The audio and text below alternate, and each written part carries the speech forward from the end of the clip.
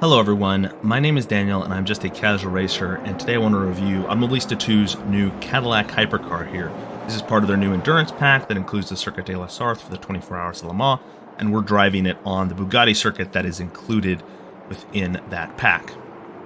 The visual details on the Cadillac Hypercar, I would say, are a bit less interesting than the other two cars included in this pack. Not really a fault for the developers, but in terms of just the actual car is a bit more like a traditional prototype racer, and interior just lacks a few little details. In my opinion, that would make it more interesting.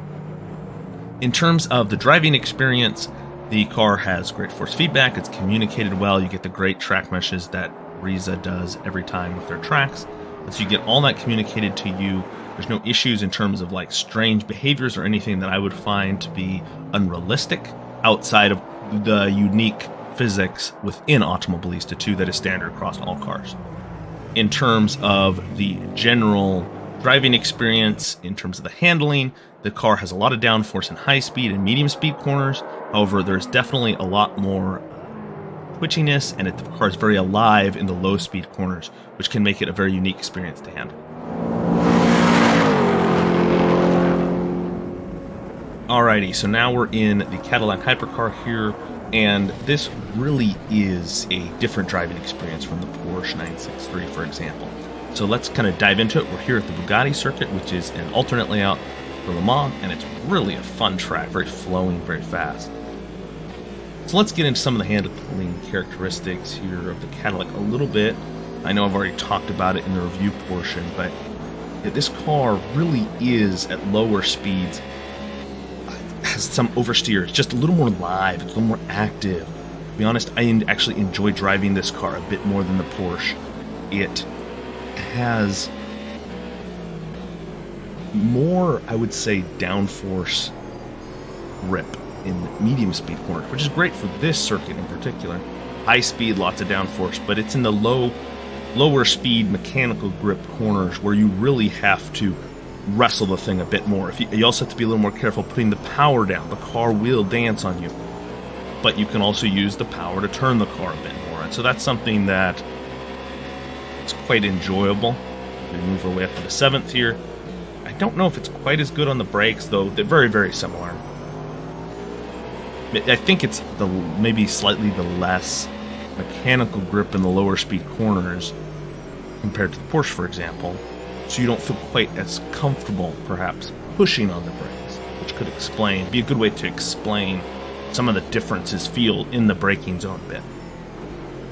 We're going to come around here for the end of this lap. We've got 3 laps here.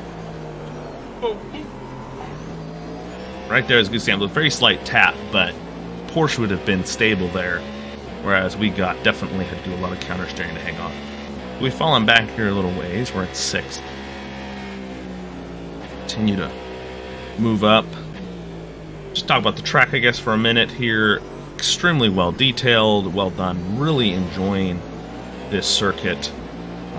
I think the Bugatti Circuit has been unfairly criticized throughout its history for being kind of a boring track, because I control some snap oversteer there. And it really is a flowing, fantastic circuit in of itself. And then, of course, it has the 24-hour Le Mans facilities on the front stretch, so it's got state world-class facilities for this circuit, and really I could see this being, obviously the 24-hour race is hosted here, but I could see this being a track where other types of racing that don't get an opportunity could come here and have some really good racing. Actually, one that kind of just came to mind is an IndyCar. They'd be quite well around this circuit if they were going to do a foreign race, which is probably a stretch to say at this current point. So right here, we're on a Porsche, we're on their back, we're in 6th. This will move us up into 5th. Get the move done. I'm going to go to the outside here, carry speed around the outside. Well, try to carry speed around the outside of the corners here. We're in the slipstream.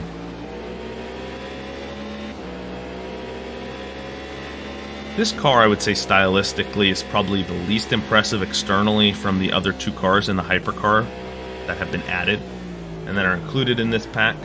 The new endurance pack.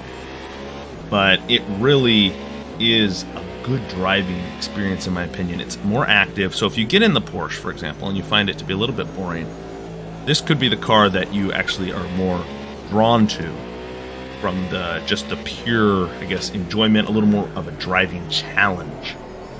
I'm not sure if it's faster. I haven't broken that down really.